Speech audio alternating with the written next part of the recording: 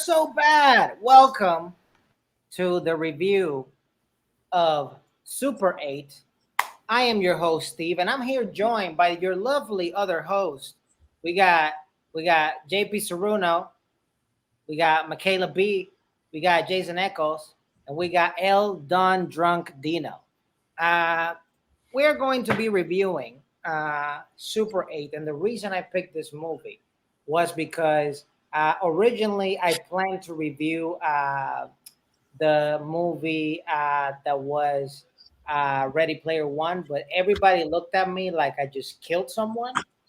So I had to change the pick so I don't have to review a movie by myself. Uh, and I well, the Michaela did the tiebreaker if you saw the episode, and we watched Super 8.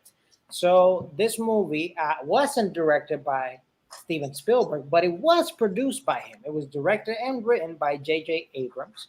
And I remember when I watched this movie the first time. So this will be, I would say, the second, maybe third time I watched this movie. Not sure, but I did watch it maybe once, maybe twice when I was working in a movie theater. I was working in the Regal Cinemas movie theater in Florida back in 2010, I think. I'm not sure. It was a long time ago. But I remember when I saw this movie, I was like, oh my God, these kids can act. Oh my God, this is a good movie. And now watching it back, for sure, is a whole different ride for me watching it from all those years to now. And I picked this movie also because since I was a kid, I was very passionate about filmmaking. And there were only very few of my friends that had some kind of that same passion growing up in Puerto Rico. So I remember having like my little gang that we would do like not necessarily movies like these kids were attempting to, but little YouTube videos and clips and things like that and sketches and stuff like that. But enough of me and why I picked this movie. I want to know your initial thoughts. So, Jason, what is Ooh, your initial thought? Thanks for having me, Steve. ooh, Uh, ooh wee. Um, Man, I gotta tell you right off the rip, I really like this movie, man. It gave me so many like vibes from '80s movies like The Goonies and E.T., and it felt like a movie that Steven Spielberg would have directed if he was like in his 20s or 30s, like early Steven Spielberg would have tackled this material and done, I believe, the same exact job. Honestly, this movie gave me the same feels that I had the first time I saw ET. Like it really did. Like I liked it. It was emotional. There was a huge family element.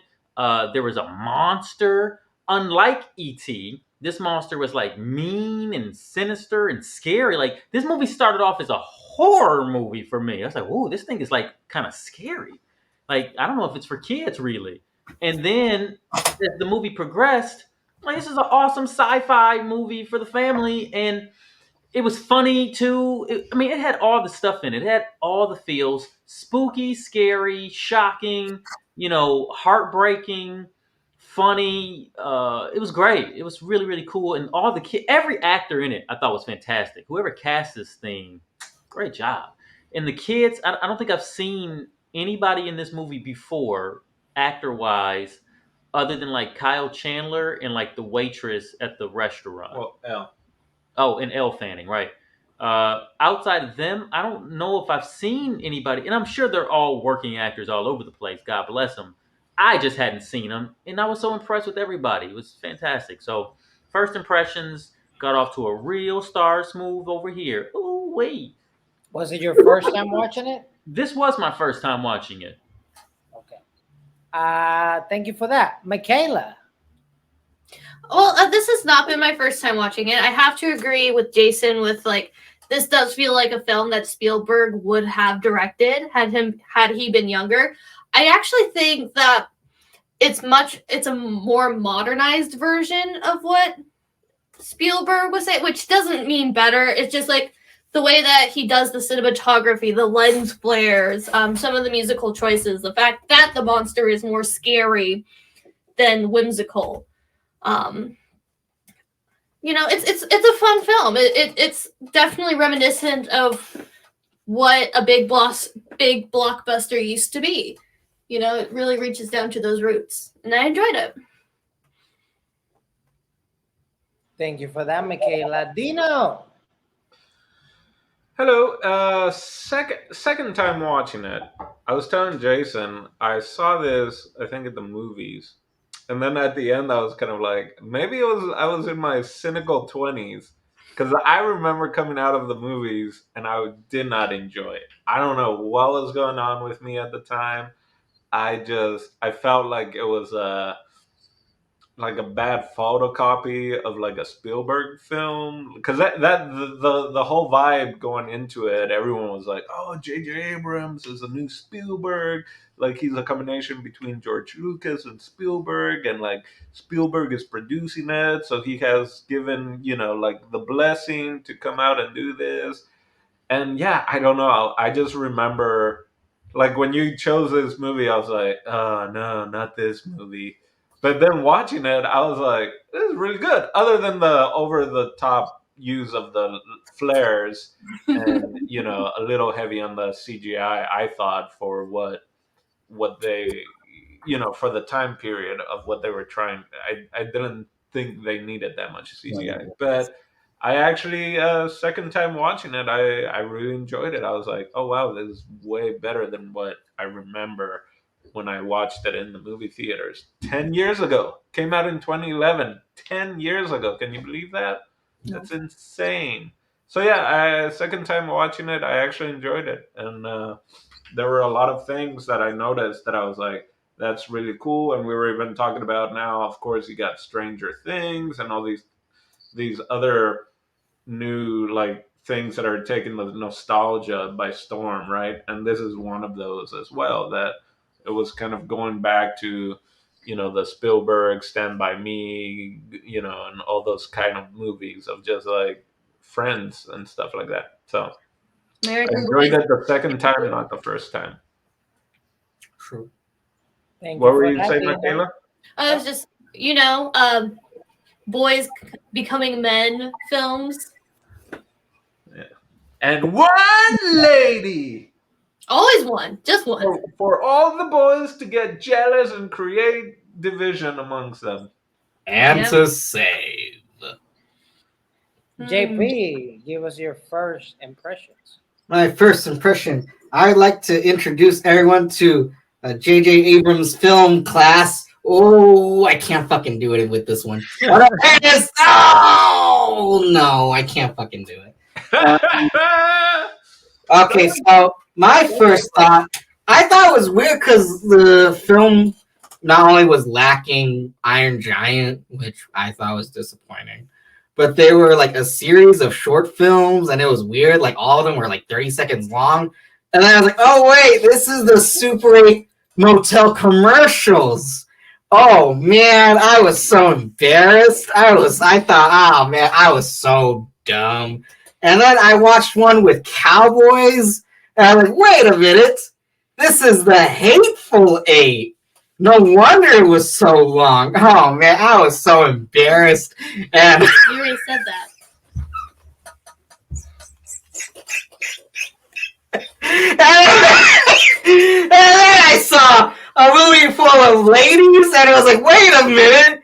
This is Ocean's 8. Is the joke funny yet?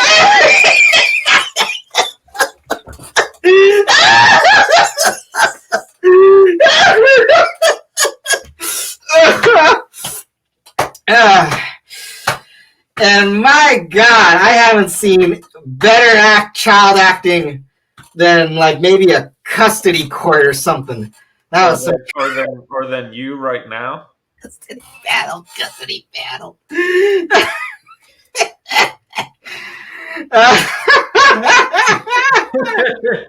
it was a fun movie. It was very fun. It was very easy to follow. Those stupid lens flares, so goddamn stupid.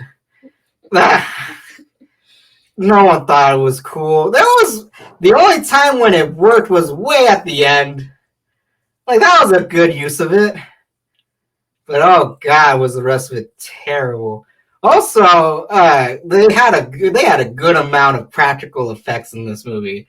But oh god, did the 2011 CGI did that not that showed up real bad in the one that we saw.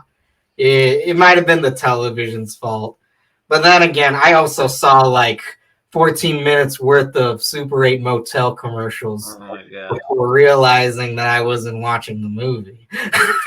I actually wasn't that I wasn't that offended by the 2011 CGI. I just thought they kind of overdid it. I thought it came out pretty good. I was impressed by the CGI in regards to today's CGI.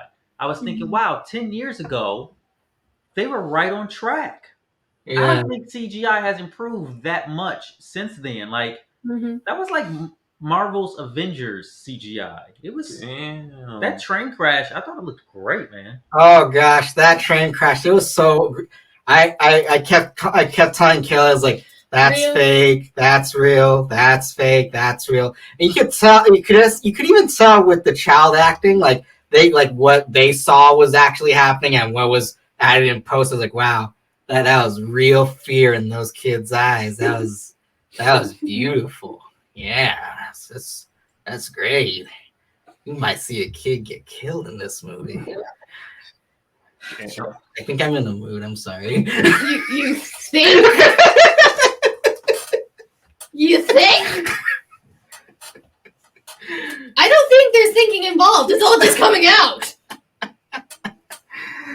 Did you know that I've been drinking this for 3 weeks now? Okay, so Super 8. Hey, we're not getting paid by them, so don't show it. If they want to give us 35% off their drinks, maybe we'll share it. But until then, don't bring it up. But, did you enjoy the movie though? I mean, you were talking about the Yes. The only fault that I had was perhaps the lens flare, and I did feel like the movie almost was a little too almost too much like a Goonies or too much of a even It. I feel like the newer It, not old It, but like the new It. Well, I think by now it's because it's a trope. Yeah. You know, That's probably why. You know, and we've seen so many examples, and it's usually done really, really well, or it just doesn't click. Yeah. And I think this is one that you can say is almost middling. Yeah. Where it's good, you enjoy it, Yeah. but you've seen better that's hit you in a different way. But boy, does Elle Fanning outact every fucking grown up in this movie. I also feel like in this movie, if you don't get Stranger Things without this movie coming out first. It's kind of the same thing. Yeah. There's a cop in it. There's a cop dad in it. Like it's sort of the same show. You know what I mean? I feel like someone was inspired by this movie and wrote Stranger Things. I'm just saying. So I wonder for me at least, and kind of what just because JP was saying that it looked like a little too similar, almost like what in my 20s, early 20s, no, mid 20s, when I saw it, I almost felt like that it was like this photocopy and the other ones, the originals are better. But now like in my 30s, I'm like, oh yeah, this is the way to do nostalgia compared to some of the shit that's coming out now that are trying to bank on the nostalgia from before.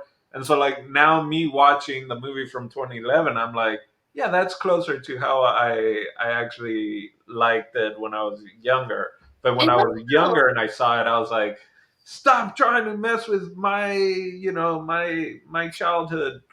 But now I'm like, yeah, that's okay. Well, you know what makes the nostalgia factor so strong in this are the props. Like the tape player, the Super 8 camera, the Super 8 film. When I saw that Kodak film, I was like, whoa, I haven't seen Super 8 Kodak. Those were the boxes. That was incredible. I mean, that's not a hard prop to get, but it's just a nostalgia factor. I saw the posters on his bedroom and stuff. I'm like, man, That's like what I would have wanted my bedroom to look like if I were a kid that loved film. You know what I mean? Mhm. Like that's awesome. They had poster from a movie we already did, right? The Living Dead, and they had a lot of. By the way, did everybody get that Super 8 is the camera? What? Yeah. No, because the Shut first time, up! the first time I watched the movie, I legit was like, they're not 8. Like what? What's it called? A few And they're not that super either. Is that a JP joke or is that a Steve joke? Which one is that, No, Steve? I'm talking about legit. I did not know what Super 8 camera was when I Steve saw the wrote movie that the joke for first JP. time. Yeah, I know, right?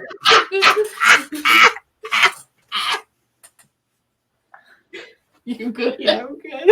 Are you good? Are you? Okay. This is the happiest I've seen JP in a while. Those drinks must be fantastic.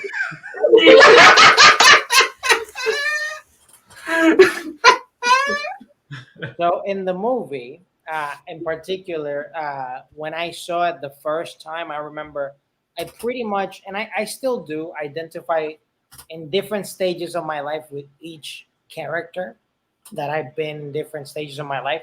But this time seeing it, I identify way more with the kid actually making the movie because he was the cinematographer, he was the location scout, he was writing the dialogue. He was like production value, like just constantly like shouting that out because he wanted to really finish this movie. And man, good for his friends, like actually being on par to actually help him do this.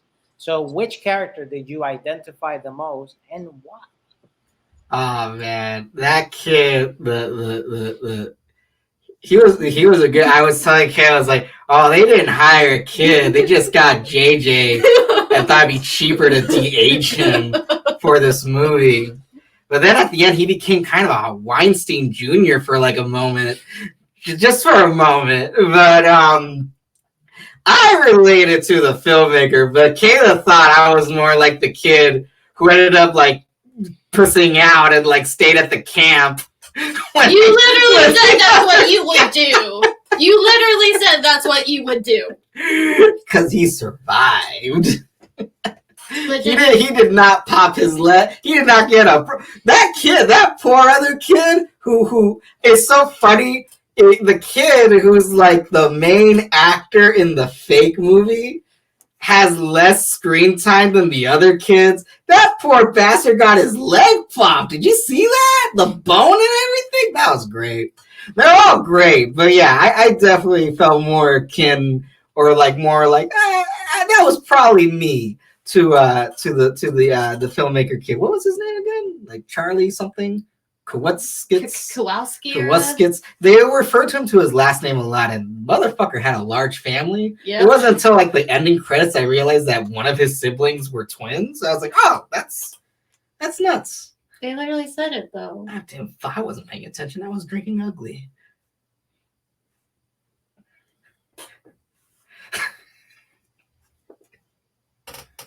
Well, Okay. I'll go next then. How about that? So I identify with all of those kids in one way or another. But at one point, my favorite kid was the kid with the braces who was the little pyromaniac. Because I was absolutely a pyromaniac as a kid. And I was like, man, I get it. I get what you're doing. I know what you're about. I get it. You're drawn to the flame, man. I understand, bruh. So yeah, him, he was awesome. But I do agree with Steve, with the little chubby kid who was the director, man, because I also feel like he might have been the best actor yeah. of all of them, at least in this movie. Like he had the best performance, and that's a tall order because they were all actually really good. They really were. But yeah, those are the kids that I identified with the most. Oh, and the drunk dad. Well, I'm kidding. I'm just joking. Well, of the best kid performance, it might be Elle when she's pretending to be the wife. Oh, that's great. Wait. So, Let me put the divide right here. I'm not talking about the best performance. no. Anyway, I was just adding to that, but yes. Because I have another character for best performance. Okay. Sorry. we got our own little director up there, telling us what to follow. For me, I feel I feel I feel like it would be a combination. Definitely, you get the pyromania, but I would have liked to have seen myself as the director, writer, and all that of the film.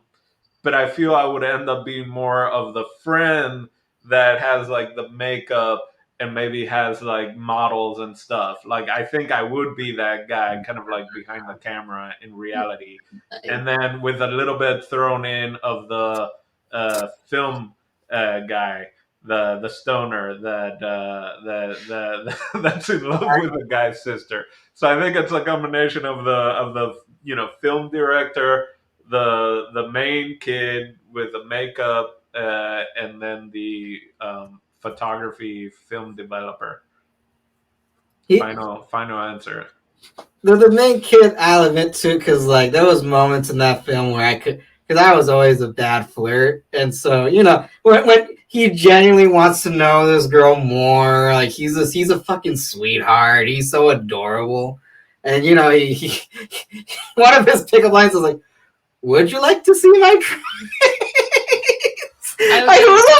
Like that's like middle-aged old man vibes right there. It's like, want to see my trains? Motherfucker Okay. says what?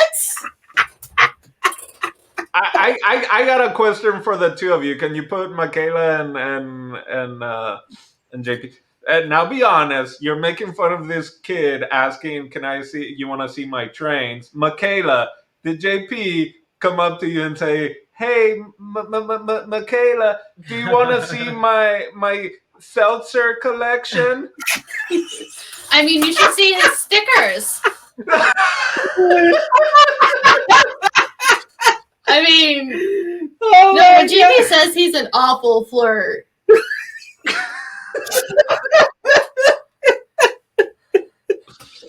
Well, it worked. I can believe it. Yeah.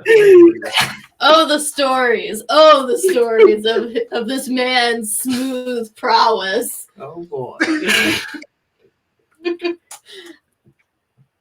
It's so I'm not gonna lie. I can't.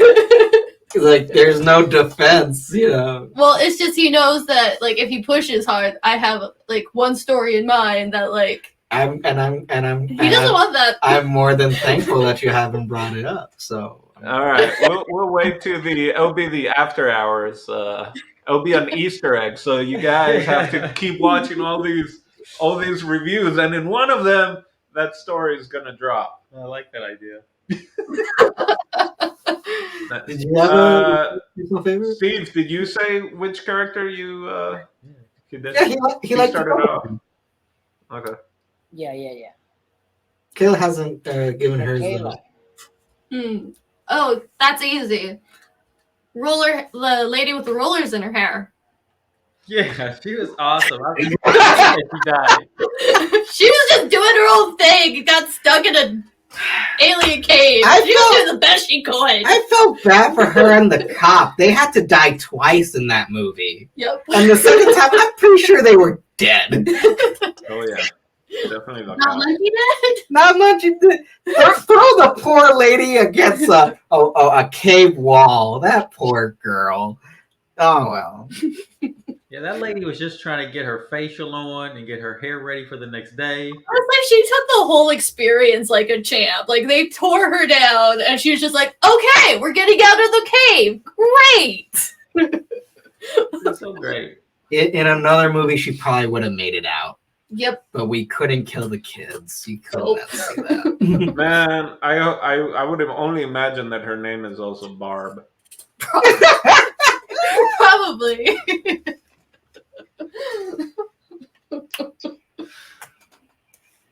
Alrighty, so let's talk about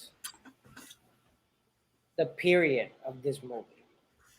So this movie was kind of filmed, if it were like the 70s. And what do you guys thought about the costumes and the people that were representing this era? Thankfully, it didn't go too hard on the 70s thing. They were more still old townish. I mean, of course, they threw in that stupid joke is like, oh, maybe I'll get back into disco. Because, it's the end of the 70s. Like, Yeah, disco, by that 79. time, it was already dead. Disco had a very short life. But, like, like what they managed to do with, like, just, like, how, because it's crazy living in this age where everything is digital and, like, not real. How much stuff they needed to do their things. It was crazy. But like I thought like the way that the fake film presented itself at the end of the movie, like that was so spot on. It was almost too spot on because like you're like, no way kids can make something this fucking great, because that movie felt very hardcore, like a B-70s movie, Well, that's because it was. Well, because it was. 70s It movie. was. And the dialogue was clearly It was by children. the show. What's funny though? Like the way they portrayed that dialogue was very much so akin to those films. So those kids, I don't know what JJ did. He probably just made them watch hours of movies, and it's like this. You must act like this when you're told, because they were even greater than that. Like, yeah, it's awesome. Well, I think that was probably like also the most fun for them, because that's just like, okay, so we're gonna do like this nail shot. This is what they used to do in the old days. Yeah, we're gonna put things on your eyes. So everyone was just like, yeah, blonde makeup. That movie was the most 70s and the most like, this is the time period that this film is in. It was. And it was great. That little short film that they made was so beautiful, and it felt so real and so authentic. I just kept thinking to myself, JJ did, because it's really JJ's ability to direct that out of the kids, right? So whatever he did to get those performances and keeping the little flubs, right? It's so beautiful, because they probably don't have that many takes because they have a limited amount of film, and they don't cut the movie together that well because they're kids. And it just feels so authentic, like a kid did it. I kept thinking to myself, I feel like Spielberg or J.J. Abrams directed this as a child. Yeah. Because it's good. It's a good kid-made film. You know what I mean? Like, the effort is there. It's good. But it's also like through the lens of a kid trying to make an adult film. Super meta. So, well, I will tell you what's really meta. What's really meta is the little boy is playing a soldier in the film, right? He's got the beret and the shit on. But the dad was also playing a soldier. He was copying playing the soldier to get into the military base and stuff. I'm like, oh, that's a super little meta thing that they did there. And I get it. The father and the son are both kind of the same person, and they both did the same thing to get into what they needed to make happen. And they're very resourceful. I thought that was dope. And the kids were smart enough to shoot their scenes in front of real shit that was happening for production value. It's incredible. Well, I mean, it kind of like lines up with like every like early 70s director like interviews I've ever seen. Like, if you listen to George Romero talk about how he got into filmmaking and how a lot of it was him just like dicking around with like stuff that he had in his backyard. Because I mean, that's how Day of the Dead happened. It was like he was literally like he was working for a commercial company and he's like, I have a camera. What can we do with it? Yep. Those are the stories you hear all the time. The Spielberg documentary, he talks about having a Super 8 camera and making movies, around the house. Well, Romero had even said that they got the sound editing or coloring or something from a poker game. For that movie, yeah. Yeah, for The Living Dead, that they wanted it at a poker game. game. They wanted it at a poker game, and I forget what if they lost, what it was gonna be. But yeah, it's just that's your true friends, right? The ones that are just like, all right, I guess I'll show up. Like, oh, you got a car? Like, like show up. We need someone to drive us. We need this. We need that kind of stuff. But no, I definitely. The kid in me definitely enjoyed it, this time around for sure. Which I don't know what that says about, again, 10-year difference of watching it. Dino's kid is back. Yeah. I like movies. All righty. I think everybody went, right? Yep. Okay. Let's talk. We have to address it. Let's talk about the alien. Uh, Personally, I love movies that build up to the reveal, Mm-hmm. and especially when it comes to like monsters, aliens, Godzilla, whatever. Like I like a great build up, and I feel this movie did not disappoint when it came to that. Maybe in the lens flare, but that's another topic. But let's talk about the monster. What are you guys' thoughts on how they showed like brief pieces of the monster, and then at the end the very reveal of it all? Like I feel like this is one of the few films I've seen recently that do actually do a very good job of like building up to that, because I feel like way too often like them trying to avoid tropes, like they just get it out of the way after like the first act. I do say that I do think that the actual design of the alien was kind of like what was really popular during that time, like with like the dark skin and like more bug-like features. It felt very what's that one Cloverfield. Mm-hmm. Didn't JJ also make Cloverfield? Yes. Like it felt very like Cloverfield monster. Yeah, and I mean, and if you like pay attention to like sci-fi stuff during that time, you definitely see that color scheme and that kind of alien look a lot. But I have to agree with Steve that they do such a good job of like actually making you think, wait, what is this thing? Is it in? So it was crazy because like I was not all that thrilled about the monster at first. Like I thought it was I think it was part of the hiding of it that might have been a thing. I was like, I wasn't jiving with it because I thought that it looked kind of crappy, to be honest. I did not love it until literally right at the end where the kid is actually talking to the monster, and then the monster actually reveals its eyes. Mm-hmm. For me, that was the shot where it's like, oh my god, I love this now. Was he now that he's no longer in predator or defense mode, the eyelids or whatever reveal themselves, and his face even changes. It's much more friendly, much more approachable. It's crazy how like irises and like pupils can change something, because you went from like, oh, what the fuck is that, to like Pixar's dinosaur or whatever the fuck. Like, okay, that's, I don't know, that reveal, I really liked it, and it actually hit such a thing with me that after that I appreciated the design and the monster itself even more, which I think it was probably was done on purpose, where it's like, oh no, it's some grainy ass motherfucker, you can't see him in the dark or whatever, it's menacing, it's got fucking cup teeth or whatever the fuck, Yeah, no, but I do think that is, well, I think we'll probably talk about this later, but I do think that the film itself was a little too dark sometimes. In the coloration. Not as dark as Wonder Woman 84, though. I haven't seen it, but I feel like that was also like a big trend, because didn't Insidious, like the first Insidious movie, come out around this time? I don't know. Insidious. Yes, it did, because I remember I was working in the movie theater during this time, and I remember that movie also came out. Yeah, which, I mean, like I said, I think that was kind of like the trend of like making cool, edgy movies that were like really dark in palette.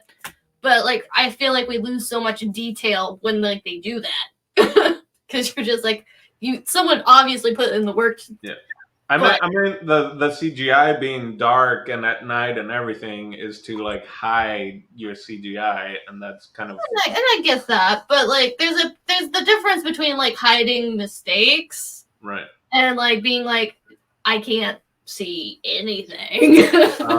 So we're saying monster, but in reality, the Air Force and humans were the monsters. And similar to E.T., I think that's what this time I really got and enjoyed, is like, no, it's E.T.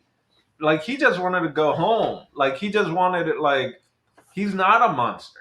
He's just trying to defend himself. They kept him in a Right. cage for a long Right. time. And they were like doing experiments and all that shit. So like, yeah, okay, so he murked some people, but hey, like, what do you do if you get cornered, right? I mean, you know, bears are beautiful creatures, but if you try to hold one down, it's gonna murk you. Uh, so yeah, so I think kind of, and trying to add maybe to what you guys were saying of like the CGI monster, that this one was somewhere between Grievous from the prequels of Star Wars Yeah. and the Demogorgon. Is that the one from Strange? That it was somewhere Yeah. in between those two. Because especially when you have the close up of the face and all that, it felt like that kind of face, you know. But I do agree, like seeing the eyes and that connection definitely gave it another depth for sure. And I don't know what else I was gonna say, but not a monster, Yeah. a beautiful, misunderstood alien life form. That's what I would go for. He was a monster.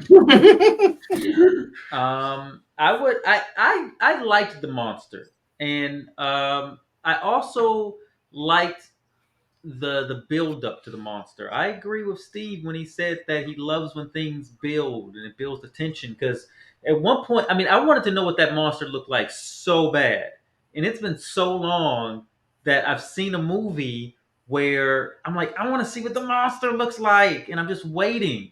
And for this one, it got to the point where it's like, I don't think I'm ever going to see what this monster looks like. It was a real disappointment to it, and I think maybe that was me sort of being a kid in the movie. So the tension building worked for me. Mhm. I did not like the way the monster looked when I seen him because he was really scary, you guys. I didn't like it. I'm like, if I was a kid, this would fuck me up so bad. I don't like bug monsters, and I didn't like those long ass arms that had like tentacles. I didn't. He was grabbing people. I'm not kidding you when I say I thought it was really scary. Like as a grown man, I didn't like it. No, but like Uh, I feel like that's part of what makes this its own thing. Is like it has an edge to it. It's definitely not like something they would have made in the 80s. Oh, Like, exactly. Yeah, you said that. That's what You makes said it that in the popular. beginning, Like- and I agree with it. It's a really good point. That alien would have had to be cute. You Mm-hmm. know, not only just because he has to be cute, but like probably maybe the limitations of what we could do, like CGI versus special effects and makeup. Maybe I don't know, but yeah, like if I mean, it's almost like what if ET was that thing? You know what I mean? Oh yeah, This is and I how the think story would have played think out. that they would have done like the family dynamics a little bit differently. Like, yeah, the mom would have died, but it wouldn't have been like in a worker accident, and it wouldn't have been because of someone missing a shit. You know, like I feel like they would have mapped that out differently Yes. to the It point would where have they been might have too not long. even brought it up. They would have just said that the mom died. Right. No, I think you're right about that. Yeah, I was thinking. I thought it was a little weird that they even had that scene at the very beginning. I don't know if they needed that of like the power plant, but maybe that's also a way of saying like because it was like 300. No, it was more than 300 days. It was like 700 and something days without an accident. So I think maybe that's a way of showing like, hey, this is a real calm town. Like nothing happens here, type of thing, Well, right? not only that, but like I feel like it was like there was supposed to be like this B storyline about like the kid and the dad. There was, but I feel like it kind of got lost because like that was like the whole thing he was telling the alien is like bad things happen, but you can still survive it, and like that's the whole theme of the film. Yeah. You know, because like that's like the reason why the alien was eating people instead of animals was because it was angry. Yeah. Yeah, there's more lessons in this thing though. That it adds textures and layers so that adults and children can watch it, enjoy it. It's because like it deals with the idea of loss, and everybody is alive is going to have to deal with loss, right? So it's like it's just another texture to the movie that maybe like how Dino said, he didn't enjoy it 10 years ago, but maybe him being a different person, maybe him seeing the movie through a different lens now, like, oh, I can appreciate this thing a little differently. So maybe it's one of those movies. Maybe it's one, and because there's different age groups in it, maybe it's something you can explore 10 years from now and see something totally different. Well, and like I think that you definitely have a point to that. Like I just think that like they definitely had that relationship fully developed, but I think because of the way the timing of the film happened, like we didn't get to see as much of the dad-kid relationship that they really wanted to be a bigger part of the film or a bigger part of the crux of it. Like I agree, because like they also split. It doesn't have that they literally split the two up, like the whole like time, during like especially in the third act. So when the dad character comes back and he says, "I got you," it feels weird because like not because like a parent wouldn't say that. It's like, no, a parent would totally say that. But we already saw what this kid went through. It's like, no, he's fine. Like he's actually cool. Like he did this all on his own. You didn't really help at all. You just showed up, which is a terrible way of looking at it. But that's how it came across. I know, like, well, and like that was like what was kind of like my only thing about this film. Watching it is like if they would have just kept it on the kids and had the like almost like the love triangle thing. Yeah, I think that would have worked much better story wise. And they were already focusing mostly on that at the begin with, so didn't have to overfill their plate or whatever. Whereas, like, if they wanted the like relationship with it, like I feel like there would have been easier ways to really separate and like find a way to make that happen. Yeah. Well, I think but that's the thing, right, with the dad and how he deals with loss, right? I think that's important to see that a little bit. And I think the "I got you" was almost more for the dad. Like, it's like the dad lost kind of like what he was supposed to do type of thing as a, as a father type of thing, right? So and it's almost kind of a passive way of telling that story, don't you think? Like it's easy. Right. I agree. I'm just saying, but that's for the dad. Like I could watch a whole other movie of just the kid at the photography center, at the film center. Like, oh yeah. And same thing with the dad. I'm sure. I mean, there's more with that. Which is something I had mentioned to Jason, was that it's again one of these films where the kids seem smarter than the adults, right? Or it's like no one truly listens to kids, right? And sometimes, you would have that with Goonies or some of these other movies of like kids kind of figuring shit out, but no one listens to them because they're just kids, right? So somewhere around there is where this kind of lines up. But yeah, I do agree a little bit that there clearly was like another plot line, or add another 30 minutes. How long was this movie anyway? Like 90 minutes, I think. I know exactly what you're saying, Michaela. Like we could have lost that story completely and been okay. Mm-hmm. And I feel like maybe the director kept it in because honestly, they killed all those scenes. Like Kyle Chandler was so good in those moments where like he has to fight with his son, and that's really the only reason that even works out, like story wise, is because he had to fight. But again, I agree they could have got rid of all of it. But on the flip side of that same argument, I do feel like those scenes. I just liked watching Kyle Chandler be a dad in those scenes, having the argument with his son specifically, and the forgiveness scene when he's driving the other dad home or whatever, or back to the place. So that was like a really well acted, powerful moment, and I would have hate to have lost it. But you're right; it could have worked without it. It was an hour and 52 minutes. Good or bad. It's just something that, like, watching the film kind of stuck out to me in a way. Like, it colors like the way that the kids interact with one another, and that's definitely part of it. But like But like I said, I feel like there was like a lot more that they wanted to put in there, and we didn't get to see. After hearing that, an hour and 52, like it's kind of that's a decent runtime for a film. Mm-hmm. But I didn't feel that at all. I didn't feel that long. It's like a PG-13. And maybe that's something that Stranger Things got right, being a TV show. That they're able to, especially season 1, where they're able to focus, the different characters and the parents and their relationship, and because that's all about loss as well, right? Like, Right. it's clearly, I don't know what that says about 70s and 80s, right? Because that's what all these filmmakers and writers. I feel like Stranger Things was Super 8, you guys. Oh yeah. And this is just like, hey guys, do I have an author for you? Yeah, right. For sure. Stephen King's books Yeah. from that time is that. You mean It? It? Hey-o! The one with like the boys who find the dead body, that was his Stand By Me. Oh, Yeah, Stand By Me. was a short story by him too. Danny is like from Shining. The Shining is definitely one of those little kids who, like so many of his stories are like little kids trying to like survive in a very adult world. And then Spielberg also, all the movies of kids and stuff like that. Yeah. No,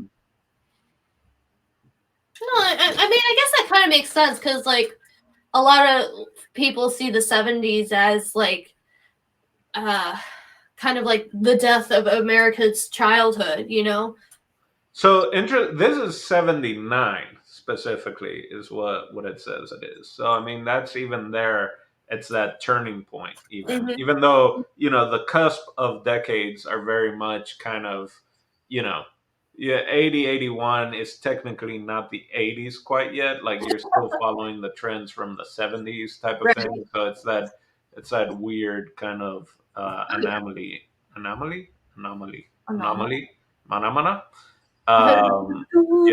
and then if you grew up in Paraguay, right, like me, it's like, oh, the 90s were still like mid 80s or even 70s. Especially, it wasn't until like the dictator left that it was like, hey, welcome to the rest of the world type of thing. So I feel, to me, I was like watching it now, I was like, oh yeah, we had that. We still use that, even though it's clearly like 79, I never said classic.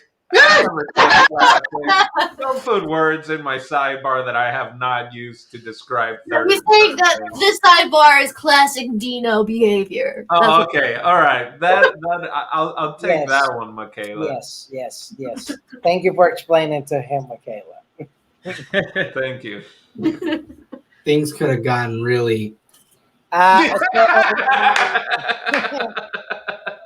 So my next question will be: did you guys have any issues with the film? I know it was brought up in the beginning, the lens flare. We're gonna talk about that. If you have any other issues, bring it up. The issue that I had, there were two. Were first, if someone can explain to me why were people hanging upside down, and why did everybody showed up right that they were basically their hostage or whatever captured, but the guy that worked in the gas station was not there. Ooh. No, he was. They all float here. They all float here. They all float here. Oh, you thought the foot he was eating, you think that was him? It had to be. Oh, poor dude. It had to be. Wait, was the monster eating something when they first got there? Yeah, that's why they figured they were in danger. He was legitimately eating a leg, and that's when the kid with the bracelets was like, he's eating a person. Yeah, the monster ate all kinds of stuff. Remember, there were like all the dogs in the town were missing. But they all went. They found them, but it was a radius. They showed a radius. All the dogs and all the pets had like left the town. Oh, they left? Yeah, and they showed a map because at the police station, I was like, "Hey, we found your dog. she's in the county over, or she's in the other town. We've been getting calls, like all these pets. And so it was like they showed a little map, and it was this huge radius of basically anything in, like, I don't know how many hundred of miles from the epicenter, which was their town. All like the pets all the had pets, migrated there. yeah, had like Oh, they all, I didn't catch that. yeah. Well, that's good because it's a kids movie and you didn't kill all the pets. Right, just people. Yeah, Uh, grown-ups, just grown-ups. So yeah, I mean, so that is after watching the new It. That's just kind of like its cave or whatever you want to call it, because they're all kind of cocooned downwards. Well, I don't think that was like a reference to it. I genuinely. No. I'm just saying from the new It movie, Yeah. it looks similar, and it's not that this movie stole from It. The monster's lair. Right. It's a monster lair.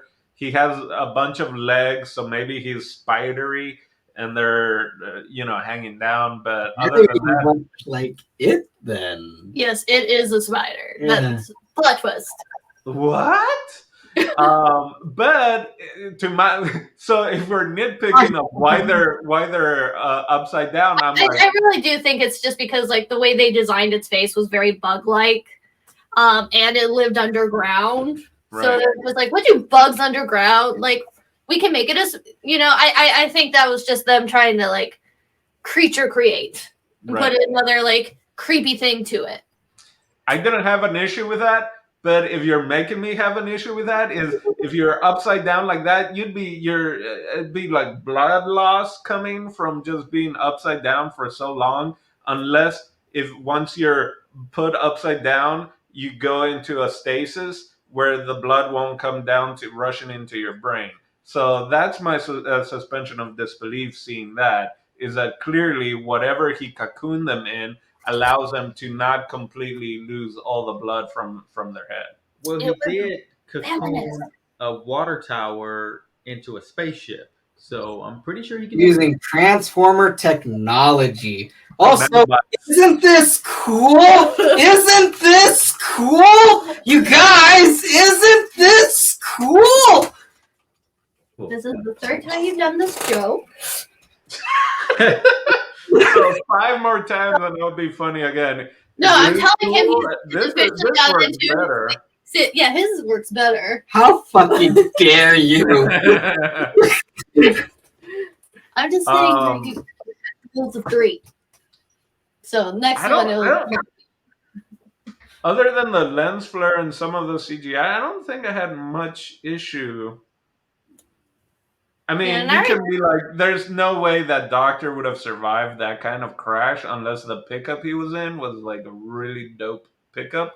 Because for what that explosion in the train and all that, I'm just like, I don't know, man. Yeah. Yeah, I don't think he would survive or be that intact. Right. No, after getting hit by a train. I thought the way that we saw that only half the truck made it through, which was, by the way, a very clean half.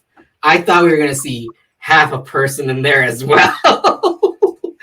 But nah, he took that train pretty damn well. Government drugs. Government drugs. And a government train. Mm-hmm. Government train. So, yeah. No, I think like my biggest issue, like we already kind of talked about, was like that one storyline and the fact that a lot of the cinematography was really dark. So like, I feel like you missed important, or it was like really easy for people to miss important details unless you were really like focusing and trying to see things in the darkness. Yeah. You know. Were you guys watching it in a Zenith TV screen from the 80s? What were you guys watching it that it's so dark? Well, it didn't help that I was wearing a blindfold since I have an eye infection. So no, but like it's just like the coloration of it was like leaned that way too. And like I said, I get that was a big style thing during those years. And like even if you watch the Avengers movie that they made around that time, like it's a pretty dark palette. So yeah, well, some of that also works if you're in a dark room, right? Like, well, it's just we have a good TV and the lights were on, so you gotta watch it with lights off. Get little mood lighting, light some candles. Speaking of mood, that was one thing I hated about this movie. The absolute cute, schmaltzy kid, stupid crushes, and dumb angst and love. Fuck, I related to that. You know what? Maybe as a cynical 20s Dino, I had an issue with that. But now as a more mature 30s Dino, I'm like, oh, that's cute, and it wasn't over the top kind of done as I've seen in other Oh yeah, movies or shows. That it and gets thankfully, thank God this movie didn't make it weird, because it could have been so fucking easy to make it weird. I still think back to, of all movies, fucking Casper, like a fucking ghost and a very young God damn, what's that girl's name? Christina Ricci. Christina Ricci.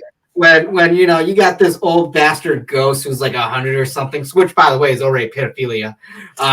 He leans into this girl and is like, "Can I keep you because her name is Kat?" That's fucking weird, bro. That's fucking weird.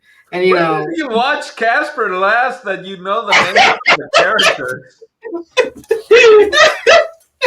Why, honestly? Yeah. Huh? When did Also, you like, watch Casper last where you know all the characters and that much of the plot? it's been a while, but it's stuck. That's how weird that scene was.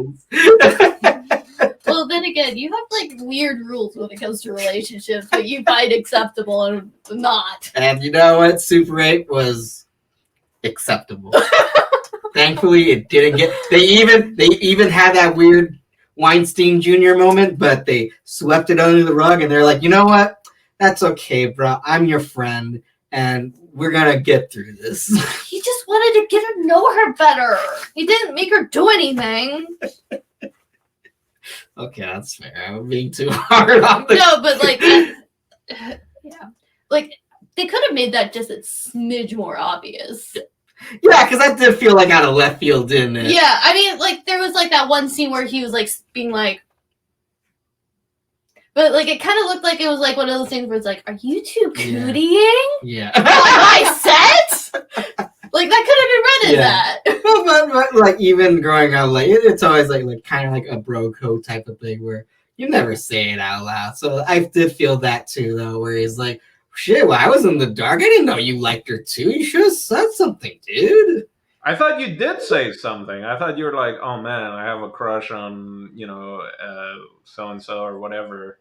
I even told Jason that's very similar. People are like, "Hey, you wanna?" You go up to a girl, it's like, "Hey, I'm starting an improv team.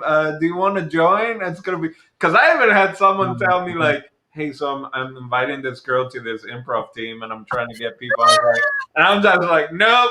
I was like, I don't want to be in an improv group with you and whatever girls. The second city, yeah, yes, and that piece of ass, yeah. Anyway, so, but I feel like others, and that's one of the things like Stranger Things and other like at times they just go a little too overboard, at least for my liking. So maybe that's why watching it now, I'm compared to other movies or TV shows that I've watched where I'm like, okay, we get it. It's a tween triangle love thing going on. Like, can we just get going with this plot already? But so then watching this again, I'm like, oh, it's not.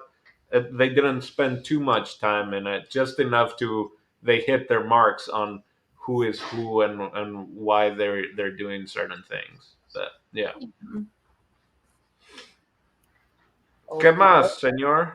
Okie dokie. Well, Did you pick that shirt because it has super in it, like super ugly down there? no, Super Kick Brothers, like a Mario Brothers parody thing.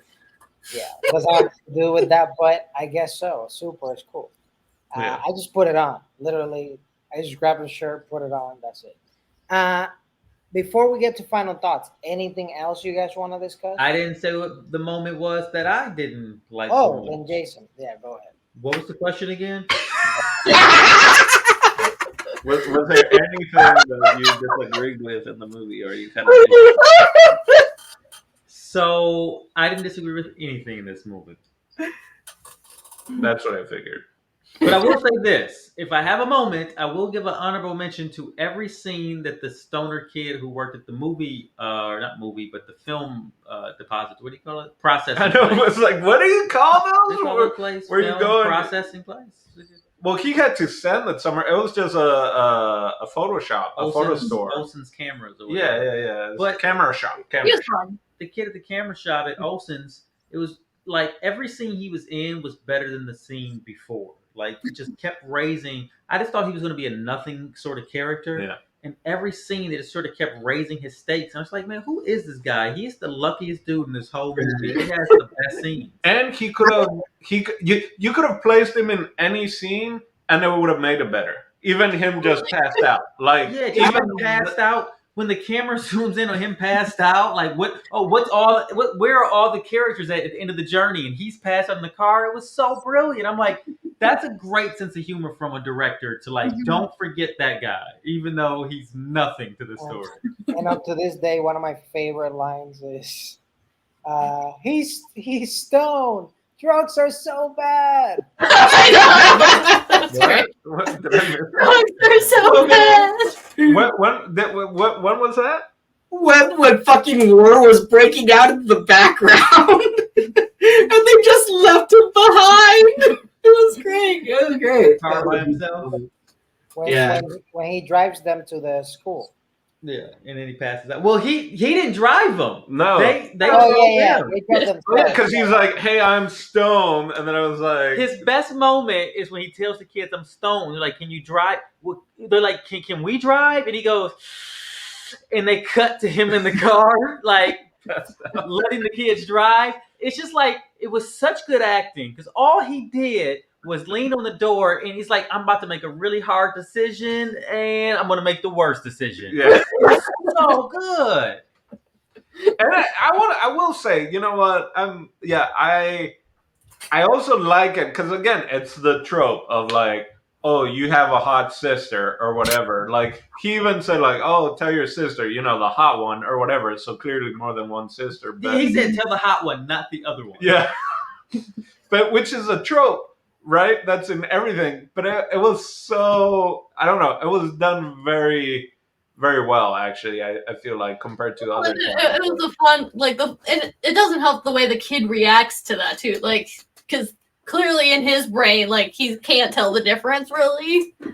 Yeah, that's what I also thought. Him like, ew, they're both ugly. Yeah, Like, right. Yeah, exactly. What are you talking my about? sisters, they're both ugly. ugly, Yeah. disgusting. Oh, you mean the? But yeah, And let's not forget how good the sister was when she's like, 'cause we don't get a whole lot of her. no, But then when she like finally shows up and her hair is like perfect in a shelter, like it was Yeah. like it just got curled. I'm like, that's great. And then she sits down next to him. she said that whole scene is so good of her like manipulating this guy. It's total Cameron Diaz vibe. She was so funny. And then that's why then, you know, when the stoner dude asked what kind of music she likes, and was it ABBA? Is that what? Disco. Well, then he's like, I guess I could get back into disco.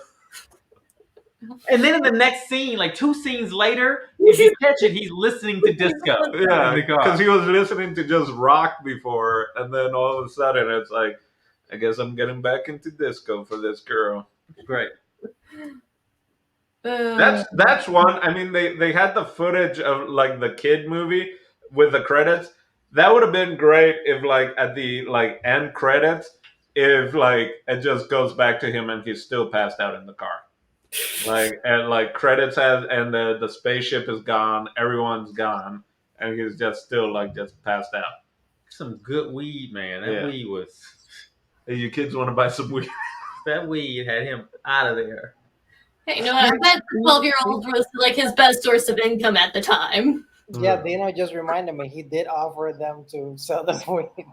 Yeah, he asked him for weed like in the first scene. No, to sell them weed. Oh, he wanted to sell it. Yeah, because he was like, "How fast can we get this?" And he's like, "I don't know, man. Like 3 days. Do you guys want to buy weed?" And they're like, "No, we're good." Oh, yeah. So he was trying to sell weed. He was like, it's all his. Everything is there for his character throughout the movie. Yeah. All the callbacks, it's all there. It's great. He's just a nice little sidebar. What do you call those characters? He's a sidekick to the whole story, honestly. You were, or maybe someone brought it up, or like it was just really well acted overall. Like there wasn't one weak. I guess the mom, right? Because she died. But Yeah, her acting was really flat from what I heard. But she could have crushed it. I gotta say, I liked all the performances. yes, Everybody, like, it was casted well. They did a good job. Oh yeah. All right. All Uh, right. So if nobody wants to talk about nothing else, let's jump into final thoughts. And let's start with JP.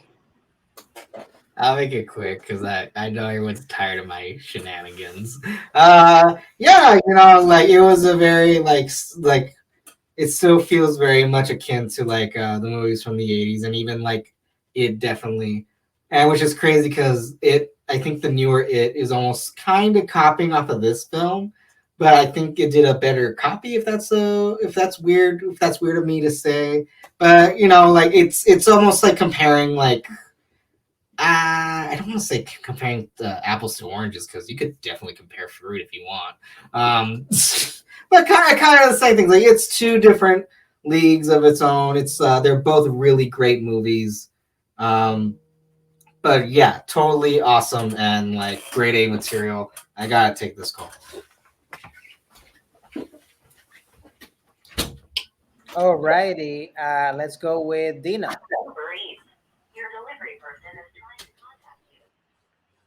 are you on mute? Okay, good. Yeah, so I've kind of given all my impressions, and I guess if you didn't quite enjoy a movie, wait 10 years and watch it, and you might get a different perspective on life. So yeah, I enjoyed it this time around. I'm still trying to figure out what was going on when I watched it the first time around. Like, because I definitely, I don't know, maybe I was a stoner kid, even though I'm not a stoner, but maybe I was just started watching the movies and was drunk or something and passed out like the kid and don't know what happened to the rest of the movie. But I watched it again and I enjoyed it. I think it's strong, and I think it's one of those that's gonna improve with time. Even though the CGI and stuff like that might be more noticeable, I think this is one of those that, especially as big as J.J. Abrams has got, and like all the other stuff he's doing, I feel this is a movie that's really gonna show his kind of like Spielberg has those movies of his different transitioning points in his career. I think this clearly is gonna be one for J.J. Abrams of just like pre Super 8, post Super 8 type of film. So yeah, I would recommend this movie. I guess it definitely has more horror than I thought it did, but yeah, I would be open to recommend this if people were almost into anything. J.J. Abrams, definitely sci-fi. If they say I like Stranger Things or stuff like that, I would recommend this movie. Yeah. All righty, Michaela. Film, it's definitely got everything that you want in this kind of movie. And I think that's what makes Abrams kind of Abrams is he really does know his stuff and he likes to really showcase and give it his own modern taste. Whether that's like a good or bad thing, that's up to like the viewers to decide. But yeah, no, like this is a very enjoyable movie. This is something that you can sit down any Sunday with your family and have a good time with.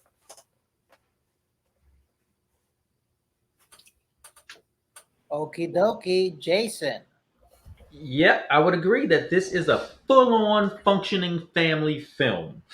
And you know what? Maybe not for the littlest of children because it's going to be too scary to start off with. I'm telling you guys, like, this movie's about to have me shook. I'm like, if this monster eats one of these kids, I don't know if I'm going to make it. It's PG-13. How is? I didn't know what it was rated. I'm just telling you. If you had a kid or a nephew or whatever, what's the youngest? Did they ever drop a single F bomb? Was there an F bomb in this movie?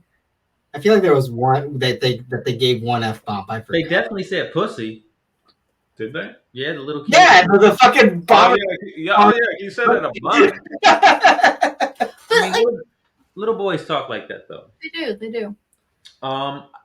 So I don't know if I would recommend this thing to everybody, but for families for sure, man. I guess maybe you got to be 11 or 12 before you can really watch this thing. I think, in my opinion, I mean, I don't have kids, but if I did, I'd be like, hey, look, guys, I'm putting this movie on, because you're 11. Like. I think it's that, and the parents would enjoy it too. And there's like I said, there's textures and layers to it. So I would recommend this movie to most anyone I think who would enjoy a ride that the whole family can enjoy if they're in that kind of vibe, or if they want to see like a monster movie. Because I feel like this thing is a monster movie first, and then it just takes a softer edge by the end of it. Yeah, and there's some really good stuff in there. So anybody who's like, yeah, I loved E.T. I was like, hey man, you need to check out Super 8 if you haven't. Like I'm talking about it like it's a new movie or something. But right? yeah, I enjoyed it, and I'm gonna look through J.J. Abrams' catalog, man, because like Dino said, this does feel like a transitioning movie for him. And I don't even know what J.J. Abrams has directed, if I'm being completely honest with you guys. Not a whole lot. More producer, it seems like he's turned into. Yeah, I don't know how. I mean, I can't think of like off the top of my head a bunch of J.J. Abrams movies. I mean, outside of like Star Trek and stuff, but Star Wars. Yeah. Oh, right, Star Wars. So I mean, yeah, Star Wars makes you pretty busy. So yeah, those are my final thoughts. Steve, did you give us your final thought? I haven't, and this is my final thought. I definitely agree with what pretty much everybody said. It's a great film. If you haven't seen it, definitely watch it. I agree with Dino. This is one of those films that I feel, I mean, we'll see from here to 20, 30 years, but I really feel this movie is going to age well, even further down the line. And in 20 years, you might look at it and you might, I don't know, get a little bit more of a different perspective and things, but it's still going to be a good film, like a good feel film. And that's what I like about most of my film that have like a little bit of everything. And I feel like this movie has, it's a little bit of comedy, is action, is suspense, maybe some horror for people who are like scared of like terrifying things, depending on what setting you're watching it. It has a little bit of everything, and I really, really enjoyed this movie. It's one of those films, man, that it just you can't help it, but it makes you feel like a kid again. And not many films do that. So definitely 2 thumbs up from me. I'm so glad we got to see this, even though my original pick was Ready Player One. But yeah, that's my final thoughts. So what I was wondering, Steve, is since this movie's all wrapped up, what do you got for us next week? Next week, well, I already picked this movie, so I can't go again. But I mean, then again, I can make it like Cuba and make it a dictatorship, and I can just. Oh gosh. Topical. But but I am not going to do that. I'm going to go and fly all the way to Paraguay and let Dino pick the next movie. What? My pick is Bad Times at the El Royale. Hey, I was just thinking about that movie earlier. Oh, what? Yeah. So we're still kind of doing the whole you either have Inception, to follow movie Inception, right? Huh? Yeah, movie Inception. Yeah, movie Movie Inception, where we got to follow either an actor, director, producer, writer, costume. Anyway, so the one that I followed was Martin Wist, who is the production designer.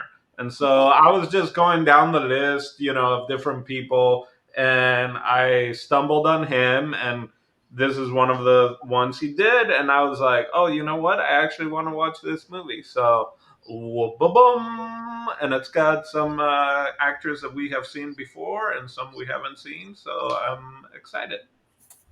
Never seen And this it's also movie period before. wise. I think it's around the same period time. So I hope you guys like that production design. yeah, that's There all I you got. We're about to get more. We're about to get into it.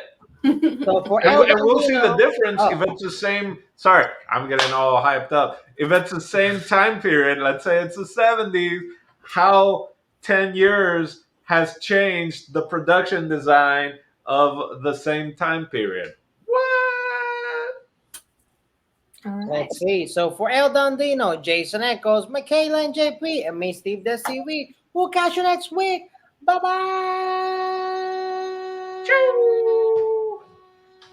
Hello there, I am Steve Des from Oya Dimelo Network. Don't forget to subscribe, and also don't forget you can literally click there or click there, and you watch more videos. Isn't that great?